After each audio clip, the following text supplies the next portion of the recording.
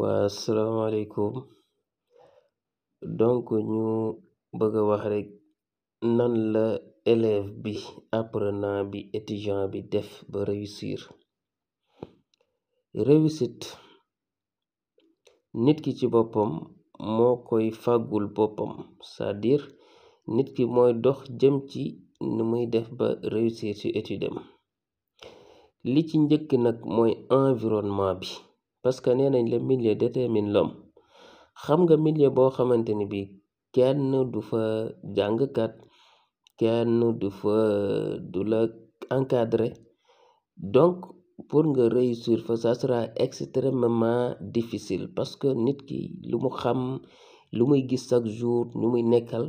ñooñu ñoo koy influencer. moo tax xale yi nga xamante ni bi dañu nekk ci famille boo xamante ni bi seeni parents ay instituteurs nañ, wala ñuy ay éducateurs, ay professeurs, des fois mën nañoo am chance vraiment pour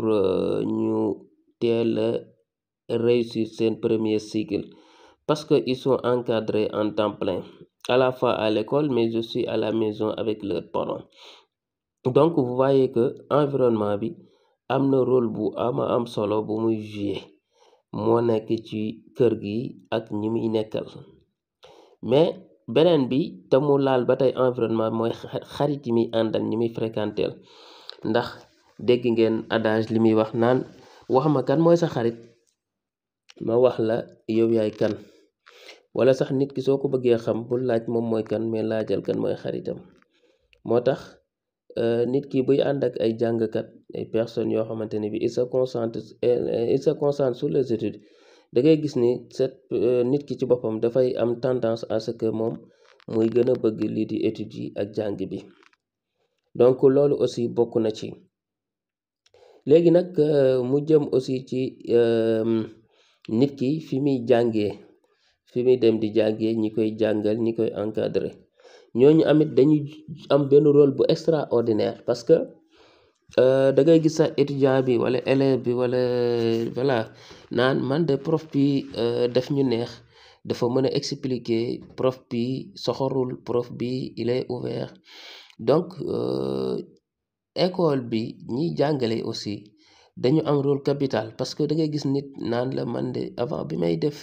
6e 3e 4e dama bëggoon matière tel, mais bi ma ñëwee nag ba lycée wala ma ñëw ba université, matière bi bëggatuma ko nangam. nga gis ni loolu prof bi da ciy am impact, da ciy am influence bu mu ci jouer à travers ni muy taxawoo élèves yi, ci à travers ni muy expliquer, à travers ni muy joxewee expérience am. Raison pour laquelle boo xoolee école normale, donc professeurs yi au-delà de méthode yi ñu leen di jàngal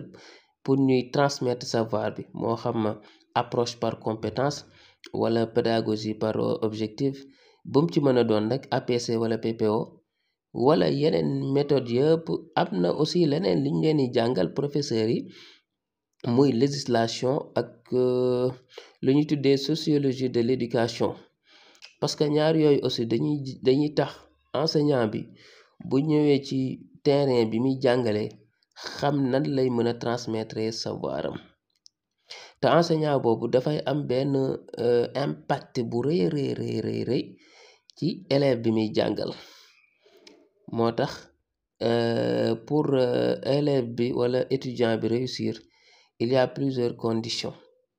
maintenant nag mu ñëw nag ci élève bi, parce que xam nga élève bu nekk primaire, kooku tey réussite am en grande partie ci ay parents am la. parents am ñoo mën a taxaw ci environnement am, heure jàngam bu jotee mu dem jàngi, xool ñu muy àndal. bu nekkee tamit écolier la tey mu door a am BEF certificat am, foofu aussi xale bi mi ngi am ci mi ngi jege si benn âge, parce que mi ngi ñëw ci âge puberte, nga xamante ni bi il sera plus ou moins incontrôlable. et loolu ce sont des phénomènes aussi biologiques, physiologiquement il y a des explications, mais de toute façon ba tey environnement bi dafay am foofu noonu rôle bu rëy, parce que xale bi parents yi war nañ koo assister ci jamono boobu noonu. duñu tar ci moom di ko dóor parce que màgg na tuuti waaye nag war nañ di ko conscientiser xamal ko ni kat jamono bi nga toll bu la rawee rek lu bari dootoo ko mën a def te say moroom buñ la jiitoo ëllëg di nga leen añaane di nga soxor di nga am loo xamante ni di nga ko bëgg doo ko mën a fajal sa bopp donc conscientiser leen tamit ci xamal ni réew mi tamit xale yi ñooy màgg ji war a yori réew mi te xale yi il faut ñu am formation et cetera. ba tey ma nekk ci environnement bi mais tey damay wax environnement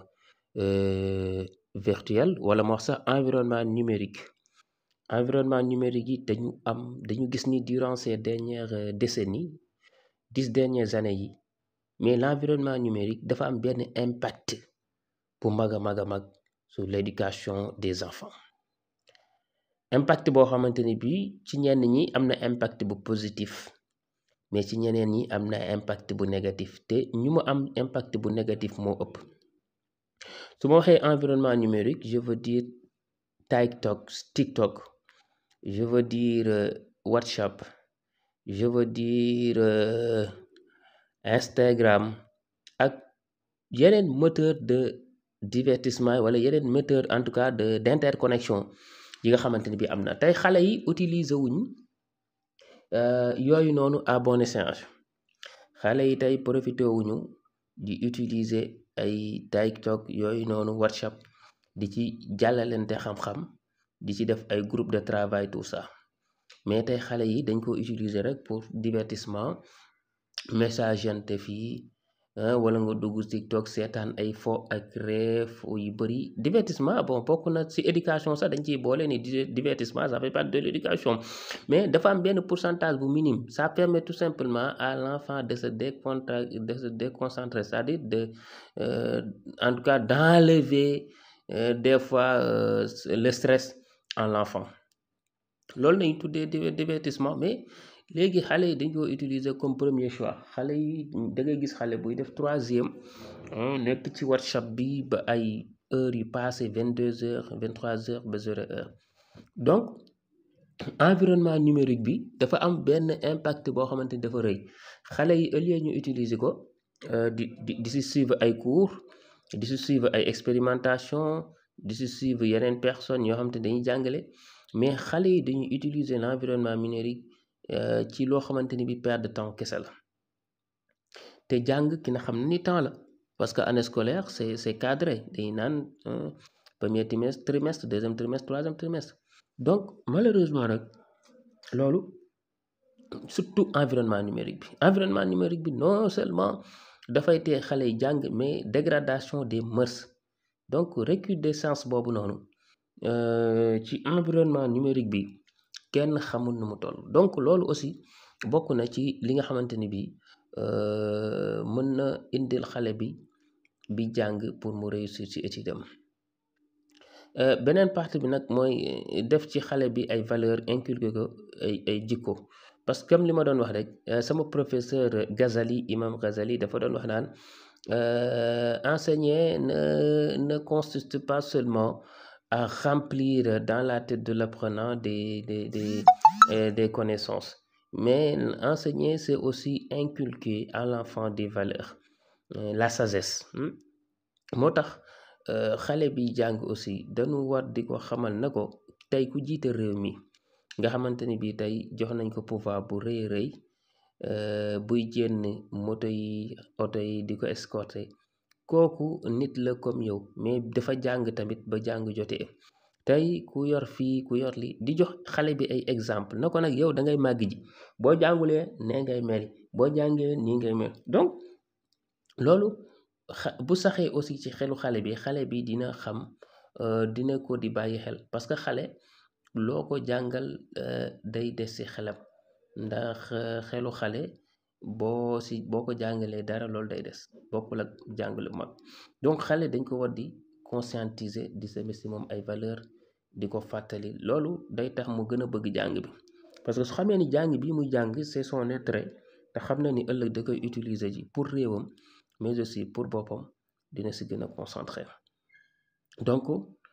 yeneen yi nag dafa am nag ci jàng loo xamante ni bi chance la da ngay gis ñi ëpp moyen seen moroom ñi ñaari xale mën nañ xëy dem jàng ji kii buy ndekki def dañ koy jox ndekki bu doy këram mais loolu am na impact aussi mooy situation socialu parents yi am na impact ndax xale bi nga xamante ni bii tey amul benn jafe-jafe këram dina lekk ba suur naan ba màndi bu demee école dina amaale dara lu muy def ci saagam goûter bu ñibbisee dinañ ko jël ci école teg ko ci oto yóbbu ko kooku peut-être